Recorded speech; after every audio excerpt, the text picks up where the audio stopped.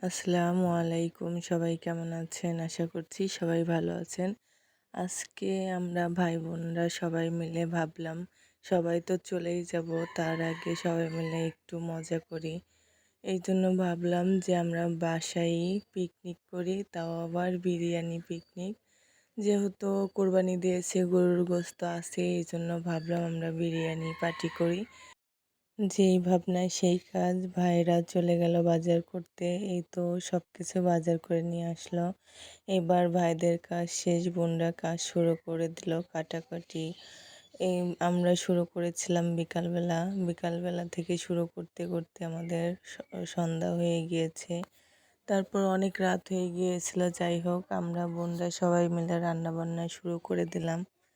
এই তো এখন আমরা রান্না করছি, গোস্তটা রান্না করে নিচ্ছি।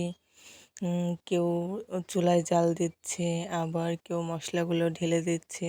যেহেতু অনেক বড় রান্না হবে, এই জন্য চুলায় রান্না করা যাবে না। এই জন্য আমরা উঠানেই রান্না করছি, একটা মাটির গর্ত করে তারপর রান্না করছি। এই তো আমাদের রান্নাটা খুবই সুন্দর হচ্ছে। আমরা খুবই মজা করে এবং আনন্দ করেই করছি।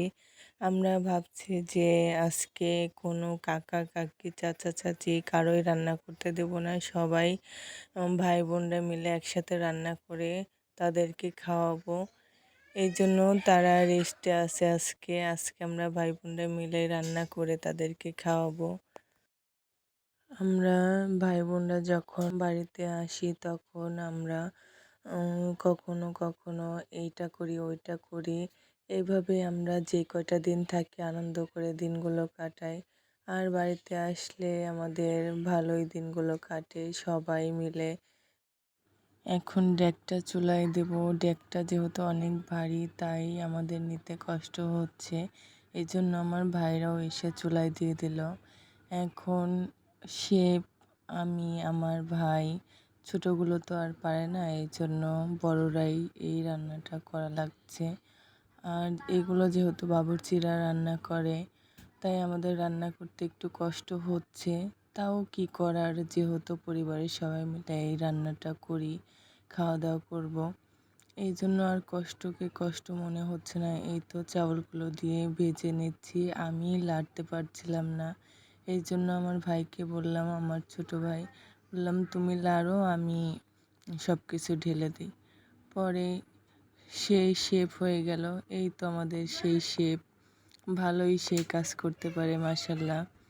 আর আমাদের পরিবার সবাই মিলেমিশে থাকে, এই জন্য সবাই মাশাল্লাহ বলতে ভুলবেন না।